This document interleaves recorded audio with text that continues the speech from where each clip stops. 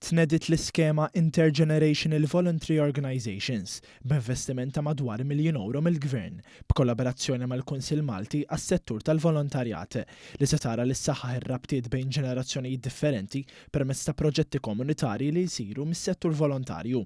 Kull proġett eliġibbli hu intitolat għal massimu ta' €30,000 favur inizjattivi li jippromovu s-solidarjetà u l-parteċipazzjoni komunitarja fost oħrajn. Il-Ministru responsabbli mill-volontarjat Giulia Farrugia qalet li l-iskema hi konformi mal-Viżjoni Malta 2050 li tidentifika l-bidla demografika, il-benessiri soċjali u t-tisħiħ taż-żgħażagħ fil-pajjiż. Brabta ma' dan ispjegat kif din mhijiex biss investiment finanzjarju, iżda investiment dirett fin-nisġa soċjali ta' pajjiżna lejn soċjetà aktar ġusta, inklusiva u reżiljenti. Preżenti għat-tnedija kien hemm ukoll il-Kap Eżekuttiv tal-Kunsill Malti għas-Settur tal-Volontarjat Mauro Paċ Paraskandolo. L-applikazzjonijiet jinsabu disponibbli fuq is-sit vofunding.org.mt.